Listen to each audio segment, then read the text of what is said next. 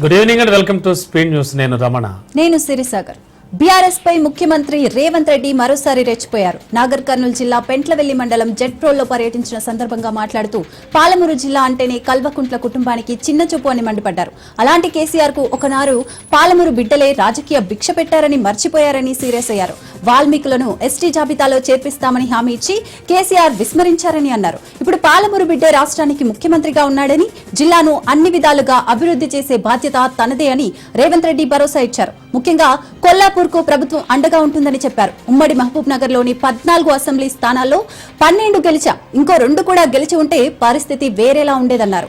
మాదిగ కులాల వర్గీకరణ చేసేందుకు కేసీఆర్ తట్టుకోలేకపోతున్నారని అన్నారు. కేసీఆర్ మనవడితో పాటు మాదిగల పిల్లలు కూడా మెడిసిన్ చదువుతుంటే ఓర్వలేకపోతున్నారని ఘాట్ వ్యాఖ్యలు చేశారు. తెలంగాణ సీఎం రేవంత్ రెడ్డి కేబినెట్ కు పంపించిన పంచాయతీరాజ్ సవరణ ఆర్డినెన్స్ ను గవర్నర్ కార్యాలయం స్టడీ చేస్తోంది. గవర్నర్ విష్ణుదేవ్ శర్మ అధికారులు న్యాయ నిపుణులతో అధ్యయనం చేస్తున్నట్లుగా తెలుస్తోంది. 1-2 రోజుల్లో గవర్నర్ కార్యాలయం నుంచి ఏదో ఒక నిర్ణయం కూడా వెలువడే అవకాశం ఉన్నట్లుగా సమాచారం. బీసీలకు 42% రిజర్వేషన్స్ కోసం పంపిన ఆర్డినెన్స్ ను ఆమోదించడమా లేక తిరస్కరించడమా, రాజ్యాంగ పరిశీలన కోసం పంపించడమా, ఈ ఆప్షన్లలో ఏదో ఒక నిర్ణయం వెలువడే అవకాశం ఉందనే విశ్లేషణలు వినవస్తున్నాయి. వరంగల్ రైల్ మ్యానుఫ్యాక్చర్ యూనిట్ పనులు 70% పూర్తయ్యాయని కేంద్ర మంత్రి కిషన్ రెడ్డి తెలిపారు. రైల్వే శాఖ మంత్రి అశ్విని వైష్ణవ్ శనివారం స్వయంగా పనులు పర్యవేక్షిస్తారని చెప్పారు. ఈ పరిశ్రమను ప్రధాని మోడీ తెలంగాణకి ఇచ్చారని చెప్పారు. గతంలో బీఆర్ఎస్ పాలకులు దీనిని కోచ్లు కడిగే పరిశ్రమ అని ఎద్దేవా చేశారని గుర్తు చేశారు. తెలంగాణలో 2వ అతిపెద్ద పట్టణంగా వరంగల్ అభివృద్ధికి రాష్ట్ర ప్రభుత్వం చర్యలు తీసుకోవడం లేదని విమర్శించారు. వరంగల్ ఎయిర్పోర్ట్ కోసం బీఆర్ఎస్ ప్రభుత్వానికి తాను లేఖలు రాసినా పట్టించుకోలేదన్నారు. ఏపీలో వైజాగ్, తిరుపతి, కడప, కర్నూలుతో పాటు పలు ఎయిర్పోర్ట్లు ఉన్నాయని, తెలంగాణలో ఒకే ఒక్క ఎయిర్పోర్ట్ ఉందని చెప్పారు. వరంగల్ ఎయిర్పోర్టు భూసేకరణ పనులు పూర్తి చేయాలని రాష్ట్ర ప్రభుత్వాన్ని కోరారు. కచ్ హైదరాబాద్ రైల్ వేయడానికి చర్యలు తీసుకుంటామని చెప్పారు. ఎంఎంటీఎస్ సెకండ్ ఫేజ్ పనుల్లో రాష్ట్ర ప్రభుత్వం ఇచ్చిన మాట తప్పినా కేంద్రమే నిధులు ఇచ్చి పూర్తి చేసేలా చర్యలు తీసుకుందని చెప్పారు. యాదగిరిగుట్ట వరకు ఎంఎంటీఎస్ పొడిగింపునకు 330 కోట్ల రూపాయలతో చర్యలు తీసుకుంటున్నామని చెప్పారు. భద్రాద్రి కొత్తగూడెం జిల్లా బూర్గంపాడు మండల మార్కెట్ యార్డులో ఏర్పాటు చేసిన ఇందిరా మహిళా శక్తి సంబరాలు కార్యక్రమానికి విచ్చేసిన రెవెన్యూ గృహ నిర్మాణ శాఖ మంత్రి పొంగులేటి శ్రీనివాసరెడ్డికి పినపాక నియోజకవర్గ మహిళలు, కాంగ్రెస్ పార్టీ నాయకులు ఘన స్వాగతం పలికారు. అనంతరం పొంగులేటి మాట్లాడుతూ కాంగ్రెస్ ప్రభుత్వం మహిళలకు పెద్దపీట వేస్తూ 1 కోటి మంది మహిళలను కోటీశ్వర్లను చేయాలనే ధ్యేయంతో ముందుకు సాగుతోందని తెలిపారు. ఇందిరమ్మ రాజ్యంలో డ్వాక్రా సంఘాలకు పావలా వడ్డీకి రుణాలిచ్చిన ఘనత కాంగ్రెస్ పార్టీదే అని ఆయన చెప్పారు. పినపాక నియోజకవర్గంలో 3,344 స్వయం సహకార సంఘాలకు వడ్డీ లేని 3,26,00,000 రూపాయల రుణాలను మంజూరు చేసినట్లు ఆయన వెల్లడించారు. అంతేకాదు బ్యాంక్ లింకేజ్ కింద 229 సంఘాలకు 19,18,00,000 రూపాయలు పంపిణీ చేశామన్నారు. 3 స్వయం సహకార సంఘాలకు బస్సులు కొనుగోలు చేసి ఆ బస్సులను ఆర్టీసీ సంస్థకు అద్దెకివ్వడం ద్వారా ఆర్టీసీ సంస్థ సంఘాలకు 2,80,000 రూపాయలు చెల్లించిందని చెప్పుకొచ్చారు. నెల్లూరు జిల్లా ఉదయగిరి నియోజకవర్గం వరికుంటపాడు మండలంలో సుపరిపాలన ముందడుగు కార్యక్రమం ఘనంగా జరిగింది. ఈ కార్యక్రమంలో ఎమ్మెల్యే కాకర్ల సురేష్, రాష్ట్ర మంత్రి ఆనం రామనారాయణ రెడ్డి పాల్గొన్నారు. వరికుంటపాడు మండలంలోని పలు గ్రామాల్లో సుపరిపాలన ముందడుగు కార్యక్రమం అట్టహాసంగా సాగింది. ముందుగా మంత్రి ఆనం రామనారాయణ రెడ్డి సహోదరులు, మాజీ ఏఎంసీ చైర్మన్ నాగిరెడ్డి నివాసంలో ఏర్పాటు చేసిన రిసెప్షన్ లో నేతలు పాల్గొన్నారు. అక్కడి నుంచి ఇంటింటా సుపరిపాలన కార్యక్రమంలో పాల్గొని ప్రజల సమస్యలు తెలుసుకున్నారు. ప్రజా సమస్యల పరిష్కారానికి కట్టుబడి ఉన్నామని, సుపరిపాలన కోసం అందరి భాగస్వామ్యం అవసరమని పేర్కొన్నారు. నిర్మల్ జిల్లా బాసరలో సరస్వతి అమ్మవారిని తెలంగాణ రాష్ట్ర ఐటీ శాఖ మంత్రి దుద్దిళ్ల శ్రీధర్ బాబు కుటుంబం సమేతంగా దర్శించుకుని ప్రత్యేక పూజలు నిర్వహించారు. మంత్రి అయ్యాక తొలిసారిగా వచ్చిన మంత్రి శ్రీధర్ బాబుకు ఆలయ వైదిక బృందం పూర్ణ కుంభంతో స్వాగతం పలగ్గా ఆలయ అధికారులు, స్థానిక కాంగ్రెస్ పార్టీ నాయకులు ఘన స్వాగతం పలికారు. అనంతరం అమ్మవారి ఆలయంలో కుటుంబ సభ్యులతో కలిసి ప్రత్యేక కుంకుమార్చన పూజలను నిర్వహించారు. ఆయన సీఎం రేవంత్ రెడ్డి సమక్షంలో బీఆర్ఎస్ జడ్చర్ల మున్సిపల్ చైర్మన్ కోనేటి పుష్పలత, బీజేపీ కౌన్సిలర్లు చావా నాగరాజు లలిత, బీఆర్ఎస్ కు చెందిన గుండా రుమాదేవి కాంగ్రెస్ లో చేరారు. ఈ కార్యక్రమంలో జడ్చర్ల ఎమ్మెల్యే అనిరుద్ రెడ్డి తదితరులు పాల్గొన్నారు. హన్మకొండ జిల్లా హుస్నాబాద్ నియోజకవర్గంలో అభివృద్ధి పనులకు మంత్రి పొన్నం ప్రభాకర్ శంకుస్థాపనలు చేశారు. కలెక్టర్ స్నేహ శబరీష్తో కలిసి భీమదేవరపల్లి, ఎలుకతుర్తి మండలాల్లో పలు కార్యక్రమాల్లో పాల్గొన్నారు. కొత్తకొండ, నారాయణగిరి, ములకనూరు, కొత్తపల్లి రహదారులకు శంకుస్థాపనలు చేసి ములకనూరులో ఓపెన్ జిమ్ ఒకటి ప్రారంభించారు. ఇక వన మహోత్సవంలో పాల్గొని మొక్కలు నాటారు. అదే గ్రామంలో రేషన్ కార్డులు, కళ్యాణ లక్ష్మి, సీఎంఆర్ఎఫ్ చెక్కులు, ఇళ్ల పట్టాల పంపిణీ చేశారు. ఎల్కతుర్తిలో శివాలయం, పంచాయతీ, అంగన్వాడీ భవనాలకు భూమి పూజలు చేశారు. సీసీ రోడ్లకు శంకుస్థాపనలు చేసి దామెర గ్రామంలో అంబేద్కర్ విగ్రహాన్ని ఆవిష్కరించారు. సాయి గార్డెన్స్ లో లబ్ధిదారులకు చెక్కులు, సామాగ్రిని పంపిణీ చేశారు. ఆయన ప్లాస్టిక్ వినియోగంపై నివారణ చర్యలు చేపడుతున్నామని, 49 హోటళ్లకు 4900 స్టీల్ గ్లాసులు పంపిణీ చేశామని చెప్పారు. గుంటూరు జిల్లా తాడేపల్లిలో కమర్షియల్ ట్యాక్స్ డిపార్ట్మెంట్ ఆధ్వర్యంలో రెవెన్యూ సదస్సు నిర్వహించారు. ట్రైనింగ్ ప్రోగ్రామ్ కు ముఖ్య అతిథులుగా ఆర్థిక శాఖ మంత్రి Payyavula Keshav, joint collectors, deputy కలెక్టర్లు హాజరయ్యారు. అనంతరం చీఫ్ కమర్షియల్ ట్యాక్స్ ఆఫీసర్ బాబు ఆధ్వర్యంలో ట్రైనింగ్ నిర్వహించారు. ఇక ములుగు జిల్లా గోవిందరావుపేట మండలం చల్వాయి గ్రామంలో నూతన రేషన్ కార్డులను మంత్రి సీతక్క పంపిణీ చేశారు. గత బీఆర్ఎస్ పార్టీ 10 ఏళ్ల పాలనలో ఒక్క రేషన్ కార్డు అయినా ఇచ్చిందా అంటూ మంత్రి సీతక్క ప్రశ్నించారు. రేషన్ కార్డు పేదోడు కుటుంబానికి భరోసా కల్పిస్తుందని చెప్పారు. పేదవారి సంక్షేమం కోసమే ఇందిరమ్మ ప్రభుత్వం పనిచేస్తుందని ఆమె చెప్పారు.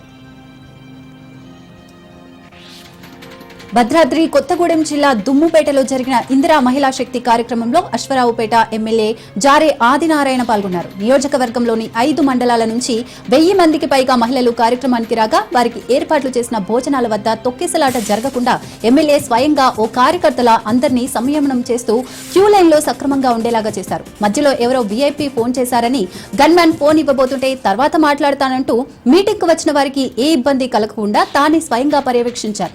ఫోటోలకు పోజులు అన్నట్టు కాకుండా చివరి వరకు తానే స్వయంగా అందరికీ భోజనాలు వడ్డించి ఆఖరికి అందరితో కలిసి భోజనం చేశారు. తాను ఒక ఎమ్మెల్యే, చుట్టూ గన్మెన్లు, మంది మార్బలం, అధికార యంత్రాంగం అన్ని ఉన్న సామాన్య కార్యకర్తల అందరిలో కలిసిపోయి సర్వీస్ చేయడం చూసి స్థానికులు ఔరా అంటున్నారు. చిత్తూరు జిల్లాలో లేచిపోతున్న ప్రేమ జంటకు రొంపిచెర్ల పోలీసులు వివాహం చేశారు. రొంపిచెర్ల వద్ద పోలీసులు వాహన తనిఖీలు నిర్వహిస్తుండగా ప్రేమ జంట పట్టుబడింది. ఈ జంట వివరాలు అడగడంతో వివరాలు చెప్పేందుకు నిరాకరించింది. తాము ప్రేమించుకుంటున్నామని వాళ్లు తెలిపారు. తమ కుటుంబ సభ్యుల నుంచి ప్రాణహాని ఉందని ఆ ప్రేమ జంట పోలీసులకు వెల్లడించింది. ఇద్దరు మేజర్లు కావడంతో వారిని రొంపిచెర్ల పోలీస్ స్టేషన్కు తీసుకెళ్లి సిఎస్ సూర్యనారాయణ, ఎస్ఐ సుబ్బారెడ్డి సిబ్బందితో కలిసి పెళ్లి జరిపించారు. దీంతో పోలీసుల సమక్షంలో అన్నమయ్య జిల్లా మహల్రాజ్ పల్లికి చెందినటువంటి జి వంశీ, నందిని ఒక్కటయ్యారు. అత్యాధునిక వైద్య పరికరాలను తిరుపతి స్విమ్స్ కు ఇండియన్ ఆయిల్ కార్పొరేషన్ అందించింది. స్విమ్స్ చరిత్రలోనే మొట్టమొదటిసారి భారీ విరాళం అందించింది. సామాజిక బాధ్యతగా అత్యాధునిక వైద్య పరికరాలను ఇండియన్ ఆయిల్ కార్పొరేషన్ సంస్థ అందించింది. 14 కోట్ల రూపాయల విలువ చేసే టెస్లా ఎంఆర్ ఐ స్కాన్, 8 కోట్ల విలువ చేసే 4T CT simulator system, radiotherapy machine అందజేసింది. రాయలసీమలోని సూపర్ స్పెషాలిటీ ఆసుపత్రిలో ఎక్కడా లేని అత్యాధునిక పరికరాలు స్విమ్స్ కు అందజేశారు. క్యాన్సర్ రోగులకు ఎలాంటి సైడ్ ఎఫెక్ట్స్ లేకుండా క్యాన్సర్ గడ్డలను సులువుగా గుర్తించేందుకు ఈ యంత్రాలు ఉపయోగపడతాయని వైద్యులు తెలిపారు. నూతన పరికరాలతో సంవత్సరానికి 2.5 లక్షల మంది పేద రోగులకు తక్కువ ఖర్చుతో టీటీడీ మెరుగైన వైద్యం అందించనుంది. విధి ఆడిన వింత నాటకంలో సంతోషంగా ఉంటున్న కుటుంబంలో పెను విషాదం నెలకొంది. మహబూబాబాద్ జిల్లా డోర్నకల్ మండలం ములకలపల్లి గ్రామానికి చెందిన గెడ్డం శరణ్ మరణంతో ఇద్దరి కుమార్తెలు హర్షిత, అనుష జీవితాలు ప్రభావితమయ్యాయి. నిరుపేద కుటుంబానికి చెందిన గెడ్డం శరణ్ కష్టం చేసి హర్షిత, అనూషలను గారాబంగా చూసుకునేవాడు. అనారోగ్యంతో శరణ్ మృతి చెందడంతో చిన్నారులు తండ్రి ప్రేమకు దూరం కావడమే కాకుండా పేదరికంలోకి నెట్టబడ్డారు. తండ్రి శరణ్ అంత్యక్రియలు గ్రామస్తుల సహకారంతో పూర్తి చేశారు. ఇక ఈ చిన్నారులకు ఉండడానికి సరైన ఇల్లు లేక, తినడానికి సరైన తిండి లేక అలమటిస్తున్నారు. దాతలు ముందుకొచ్చి సహాయం చేస్తే తండ్రి శరణ్ కర్మలు చేస్తామని దాతలు సాయం కోసం చిన్నారులంతా ఎదురు చూస్తున్నారు. ఇక చిన్నారులు హర్షిత, అనూషులు మంచి మనసున్న వారు హక్కును చేర్చుకుని ఆదుకోవాలంటూ గ్రామస్తులు వేడుకుంటున్నారు. జనగామ జిల్లాకు జాతీయ స్థాయి గుర్తింపు లభించింది. జాతీయ అభ్యసన సామర్థ్యాల్లో జనగామకు 50వ స్థానం దక్కింది. రాష్ట్రీయ సర్వేక్షణ పేరుతో 781 జిల్లాల సర్వే నిర్వహించగా తెలుగు రాష్ట్రాల నుంచి జనగామకు మాత్రమే ఈ గుర్తింపు లభించింది. జనగామ జిల్లా గుర్తింపుపై కలెక్టర్ రిజ్వాన్ బాషా షేక్ హర్షం వ్యక్తం చేశారు. కలెక్టర్ రిజ్వాన్ బాషా షేక్ స్కూళ్లపై ప్రత్యేక దృష్టి పెట్టడం వల్లనే గుర్తింపు వచ్చిందని ప్రజలు సంతోషం వ్యక్తం చేస్తున్నారు. తన కుమార్తె వివాహ పత్రికను రాహుల్ గాంధీకి అందజేసి పెళ్లికి ఆహ్వానించానని టీపీసీసీ వర్కింగ్ ప్రెసిడెంట్ జగ్గారెడ్డి తెలిపారు. గాంధీ భవన్లో ఆయన మీడియాతో మాట్లాడారు. 10 ఏళ్ల కేసీఆర్ పాలనలో రాష్ట్రం పరిస్థితి అందరికీ తెలుసని, అందుకే ప్రజలు కాంగ్రెస్కి అధికారం ఇచ్చారని చెప్పారు. 10 ఏళ్లు కేసీఆర్ ప్రజల్లో లేరని, కనీసం సెక్రటేరియట్ కూడా రాలేదని చెప్పారు. రాష్ట్రాభివృద్ధి కోసం ప్రధాని ఎప్పుడూ కలవలేదని గుర్తు చేశారు. 10 ఏళ్లు కేసీఆర్ కుటుంబం రాజభోగాలు అనుభవించి అధికారం పోయేసరికి షాక్లో ఉన్నారంటూ విమర్శించారు. ఢిల్లీకి వెళ్లి రాష్ట్రానికి రావాల్సిన నిధులు ఇవ్వాలని తమ ప్రభుత్వం కేంద్రాన్ని కోరుతోందని, సీఎం రేవంత్ రెడ్డి రాష్ట్ర మంత్రులు వెళ్లి కేంద్ర మంత్రులను తరచుగా కలుస్తున్నారని చెప్పారు. ఇవన్నీ బీఆర్ఎస్ వాళ్లకు కనిపించడం లేదా అంటూ విమర్శించారు ఆయన. సికింద్రాబాద్ ఉజ్జయిని మహంకాళి బోనాల జాతర తర్వాత అత్యంత వైభవంగా జరిగే జాతర మారేడ్పల్లిలోని మైసమ్మ తల్లి బోనాల జాతర అని చెప్పడంలో ఎటువంటి అతిశయోక్తి లేదు. ఈ సంవత్సరం అత్యంత వైభవంగా జరపడానికి ఏర్పాట్లు జరుగుతున్నాయి. అందులో భాగంగా ఇప్పటికే విద్యుత్ కాంతులతో ఏర్పాటు చేసిన దేవతా మూర్తులు, సెట్టింగులు చూపరులను విశేషంగా ఆకట్టుకుంటున్నాయి. పరిసర ప్రాంతాలన్నీ విద్యుత్ కాంతులతో విరచిల్లుతున్నాయి. 2 రోజుల పాటు శ్రీకృష్ణ యాదవ్ అలియాస్ గొల్లకిట్టు ఆధ్వర్యంలో జరిగే ఉత్సవాలకు వేలాదిగా ప్రజలు తరలివస్తున్నారు. దీంతో ఎటువంటి అవాంఛనీయ ఘటనలు జరగకుండా డీసీపీ సాధన రష్మి ఆదేశాలతో అధిక సంఖ్యలో పోలీస్ సిబ్బందిని మోహరించి ఎప్పటికప్పుడు పరిస్థితులను సమీక్షించనున్నట్లు మారేడ్పల్లి ఇన్స్పెక్టర్ వెంకటేష్ నోముల వెల్లడించారు. తెలంగాణలో 3 రోజుల పాటు భారీ వర్షాలు కురిసే అవకాశం ఉంది. హైదరాబాద్ వాతావరణ కేంద్రం తాజా బులెటిన్ ప్రకారం చూస్తే రాష్ట్రంలో తేలికపాటి నుంచి ఒక మోస్తరు వర్షాలు పడొచ్చు. నల్గొండ, సూర్యాపేట్, మహబూబాబాద్, వరంగల్, హన్మకొండ, యాదాద్రి భువనగిరి, నాగర్ కర్నూలు జిల్లాల్లో భారీ వర్షాలు పడే అవకాశం కనిపిస్తోంది. ఇక మరికొన్ని జిల్లాల్లో అయితే ఉరుములు, మెరుపులతో కూడిన వర్షాలు కూడా పడే ఛాన్స్ ఉంది. బలమైన ఉపరితల గాలులు వీచే అవకాశం ఉంది. దీంతో ఎల్లో హెచ్చరికలు జారీ అయ్యాయి. రాజన్న సిరిసిల్ల జిల్లాలో గత నెల 16న ప్రారంభమైన దేవాలయం నుండి బ్రిడ్జ్ వరకు రోడ్ల విస్తరణ పనులకు మోక్షం లభించినట్లయింది. ఇంతకుముందు 150 మంది ఇళ్లను కూల్చివేయగా నేడు మరో 80 మందికి సంబంధించిన ఇళ్లను కూల్చేశారు. 243 మంది నిరాశ్రయులకు గాను 78 మంది మినహా అందరూ చెక్కులను తీసుకోగా 84 మంది కోర్టును ఆశ్రయించగా 4 మినహా మిగతా అందరి కోర్టుకు స్టే వేకెట్ అయింది. దీంతో మున్సిపల్, రెవెన్యూ, పోలీసుల బందోబస్తు మధ్య కూల్చివేత పనులు కొనసాగుతున్నాయి. అయితే వేణుగోపాలస్వామి దేవాలయం దగ్గరలో ఓ దుకాణి యజమాని తనకు గడువు కావాలని కోరగా అధికారులు మాత్రం సమయం ఇవ్వకపోవడంతో కొద్దిసేపు వాగ్వాదం జరిగింది. పోలీసులు అతన్ని బలవంతంగా పక్కకు జరిపి కూల్చివేత కొనసాగించారు. మొత్తానికి 6 దుకాణాలు తప్ప మిగతా వాటిని కూల్చివేయగా 4 దుకాణాలకు సంబంధించి ఈ నెల 23న తీర్పు రానుంది. కామారెడ్డి జిల్లా కలెక్టర్ ఆశీష్ సంగ్వాన్ ఆకస్మికంగా కామారెడ్డి పట్టణంలో పర్యటించి వివిధ డిపార్ట్మెంట్ల పనులను పర్యవేక్షించారు. ముందుగా కామారెడ్డి పట్టణంలో అమృత్ పథకంలో భాగంగా నిర్మిస్తున్న పైప్ లైన్ పనులను కళాభారతి వద్ద సంబంధిత public health executive engineer, municipal commissioner, mega సంస్థ వారితో కలిసి పర్యవేక్షించి పనులు వేగవంతంగా చేయాలంటూ ఆదేశించారు. ఇక నిర్మాణంలో ఉన్న ప్రభుత్వ మెడికల్ కళాశాలకు నీటి లైన్ ఏర్పాటు చేయాలంటూ ఆదేశించారు. అనంతరం కొత్త బస్టాండ్ వద్ద గల డ్రైనేజీ పూడికతీత పనులను పరిశీలించి తీసిన వ్యర్థాలను వెంటనే తొలగించి ప్రజలకు ఎటువంటి ఇబ్బందులు కలగకుండా చూడాలంటూ ఆదేశాలు జారీ చేశారు. అనంతరం ప్రభుత్వ బాలుర ఉన్నత పాఠశాలను పరిశీలించి అక్కడి సిబ్బంది, విద్యార్థుల హాజరును పరిశీలించి విద్యార్థులతో ముచ్చటించారు. అనంతరం ఆయన కొన్ని మొక్కలు నాటారు. ఏలూరు కోటదిబ్బ ప్రాంగణంలో ఉన్న ప్రభుత్వ జూనియర్ కళాశాల నుండి చాలా మంది విద్యార్థులు ఉన్నత విద్య అభ్యసించారని ఏలూరు ఎమ్మెల్యే బడేటి రాధాకృష్ణ అన్నారు. ఏలూరు కోటదెబ్బ జూనియర్ కళాశాలలో ఫస్ట్ ఇయర్ విద్యార్థులకు యూనిఫామ్ మెటీరియల్ అందించారు. సుపరిపాలన తొలి అడుగు కార్యక్రమంలో భాగంగా కోటదెబ్బ జూనియర్ కళాశాలను ఆయన సందర్శించి అక్కడ కళాశాలలో మౌలిక సదుపాయాల కొరతను గుర్తించారు. కళాశాల అభివృద్ధికి ప్రభుత్వం నుండి నిధులు వచ్చేలా కృషి చేస్తానని హామీ ఇచ్చారు. దాతల సహకారంతో 250 మంది విద్యార్థులకు యూనిఫామ్ అందించారు. ఈ కళాశాలలను డిగ్రీ కాలేజీగా మారుస్తామని గత ప్రభుత్వం హామీ ఇచ్చి విద్యార్థులను మోసం చేసిందని చెప్పారు. తన పదవీ కాలంలో కోటదిబ్బ జూనియర్ కళాశాల డిగ్రీ కళాశాలగా మార్చేందుకు చిత్తశుద్ధితో కృషి చేస్తానని చెప్పారు. ఈ కార్యక్రమంలో ఏలూరు నగర మేయర్ నూర్జహాన్, కో ఆప్షన్ సభ్యుడు చోడెవ్ వెంకటరత్నం తదితరులు పాల్గొన్నారు. ఏపీలో నేరాల నియంత్రణలో పోలీసులు కీలకంగా వ్యవహరిస్తున్నారని తుడా చైర్మన్ డాలర్ దివాకర్ రెడ్డి అన్నారు. మాజీ ముఖ్యమంత్రి జగన్ ఘోరంగా మాట్లాడుతున్నారని, పోలీసులను బెదిరించడం సరికాదని అన్నారు. ప్రజలకు రక్షణగా ఉండే పోలీసులపై అలా మాట్లాడడం కరెక్ట్ కాదన్నారు. జగన్ ప్రవర్తన వల్లే ప్రజలు ఆయన్ను 151 నుంచి 11 సీట్లకు తీసుకొచ్చారని హెచ్చరించారు.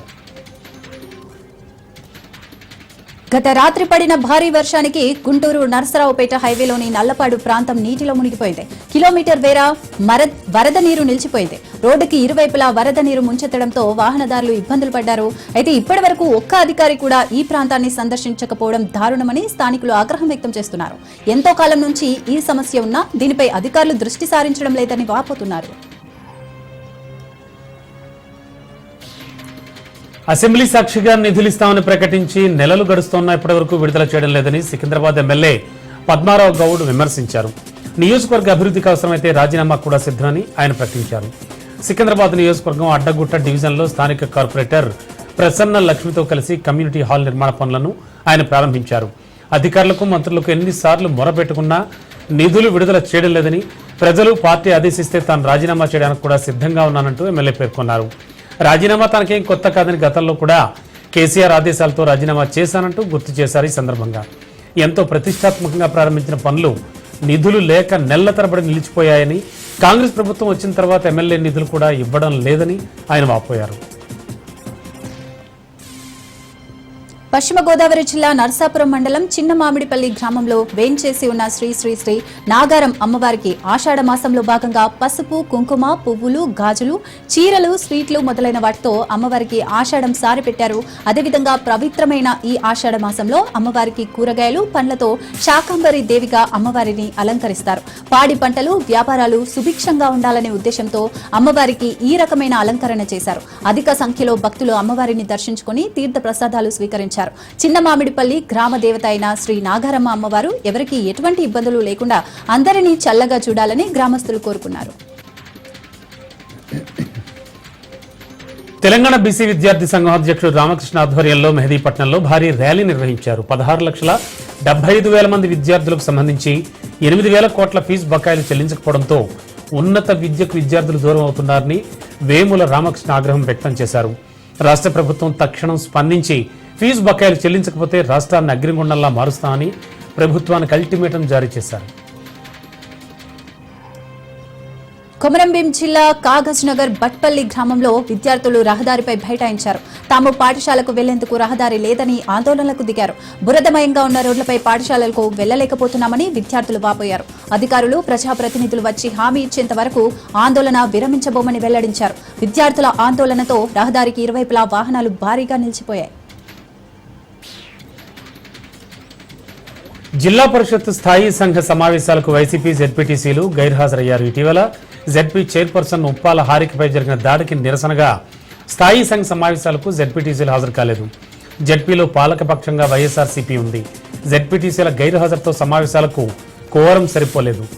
అసలు ఈ సమావేశాన్ని వాయిదా వేస్తున్నట్లుగా జెడ్పీ సీఈఓ ప్రకటించారు. అయితే సమావేశాలకు గైర్హాజరై జెడ్పీ చైర్పర్సన్ హారిక విమర్శలు పాలవుతున్నారు. ప్రజా సమస్యలపై చర్చించాల్సిన సమావేశాలకు గైర్హాజరు కావడం పట్ల సర్వత్రా విమర్శలు వెల్లువెత్తుతున్నాయి.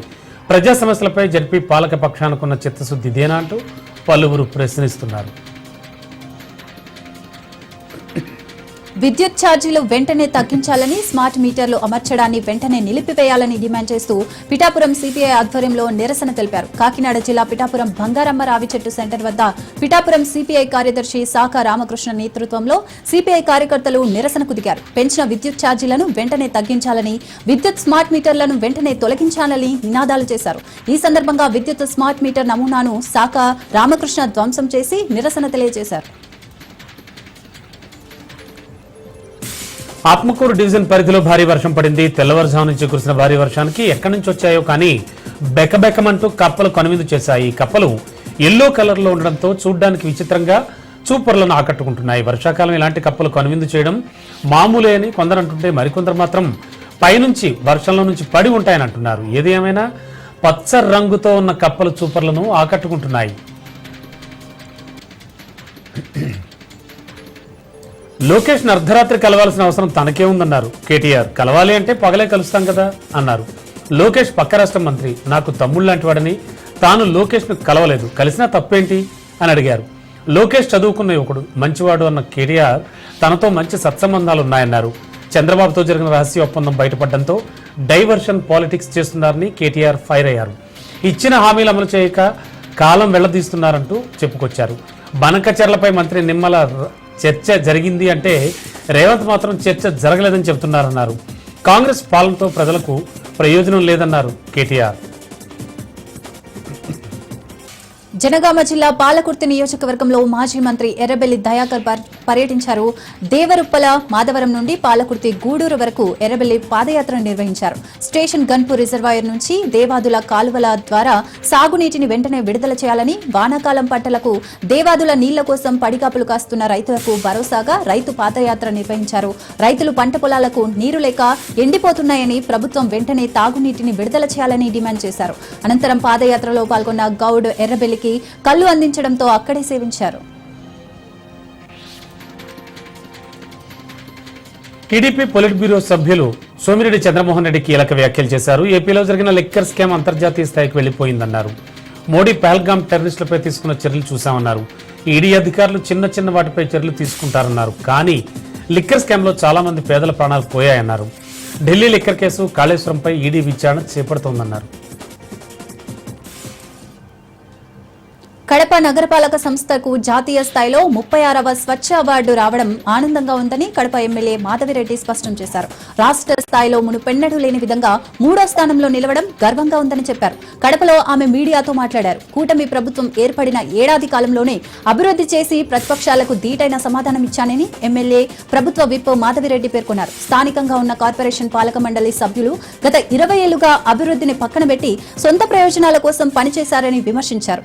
4 లక్షల టన్నుల వేస్టేజ్ ను కడపలోనే డంప్ చేసి వదిలిపెట్టారని మండిపడ్డారు. ఇప్పుడు అందుకు సంబంధించి పనులను చేపట్టేందుకు 26 కోట్ల రూపాయల నిధులను వెచ్చించి చెత్త తరలింపు కార్యక్రమం చేపట్టామని వివరించారు. రానున్న రోజుల్లో సుందరంగా కడప నగరాన్ని తీర్చిదిద్ది మొదటి స్థానానికి తెస్తామని ధీమా వ్యక్తం చేశారు. ఓట్లు వేసిన ప్రజలకు అండగా నిలిచి వారి ఆకలి తీర్చాల్సిన బాధ్యత నాయకుడిపై ఉంటుందని మంథని మాజీ ఎమ్మెల్యే పుట్ట మధుకర్ అన్నారు. జయశంకర్ భూపాలపల్లి జిల్లా కాటారం మండల కేంద్రంలోని ప్రాథమిక వ్యవసాయ సహకార సంఘం కార్యాలయం ఎదుట యూరియా కోసం క్యూ లైన్లో నిల్చున్న రైతులను కలిసి వాళ్లతో మాట్లాడారు ఆయన. 2-3 రోజులుగా యూరియా కోసం లైన్లో నిల్చుంటున్నామని, తమ గోడు వెళ్లబోసుకున్నారని ఆయన చెప్పారు. ఈ ప్రాంత ప్రజల కష్టాలను, సమస్యలను ప్రభుత్వానికి, స్థానిక ఎమ్మెల్యేకు చెప్పినా కూడా స్పందించడం లేదంటూ మధుకర్ విమర్శించారు. వర్షాభావ పరిస్థితుల వల్ల ఇంకా పూర్తి స్థాయిలో వరి నాట్లు పడలేదని, ఈ సమయంలోనే రైతులు ఇలా క్యూ లైన్లలో రోజుల తరబడి నిలబడితే నాట్లు పూర్తయితే ఇంకా పరిస్థితి ఎలా ఉంటుందో మంత్రి ఆలోచన చేయాలన్నారు.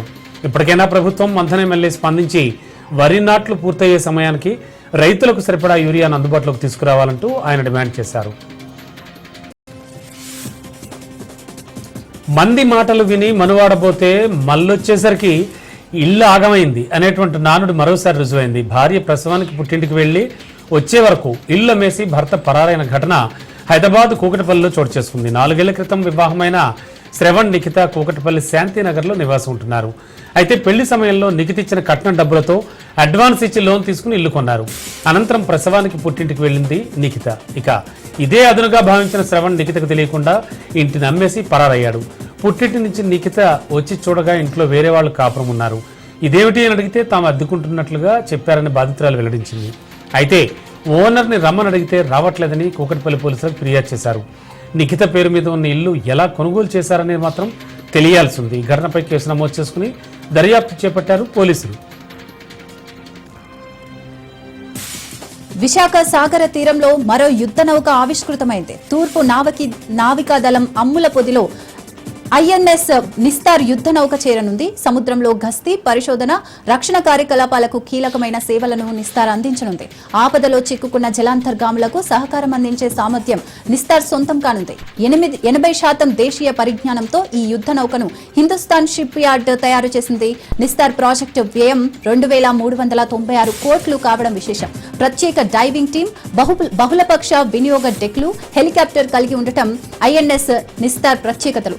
హిందుస్థాన్ షిప్ యార్డ్ లో నిర్మించిన ఈ నౌక 10,500 టన్నుల బరువు, 120 మీటర్ల పొడవు ఉంటుంది. పూర్తి రిమోట్ ఆధారంగా పనిచేయనుంది. కేంద్ర రక్షణ శాఖ సహాయ మంత్రి సంజయ్ సేత్ భారత నేవీ ఆర్మిడల్ దినేష్ కే త్రిపాఠిలతో కలిసి జాతికి అంకితం చేశారు.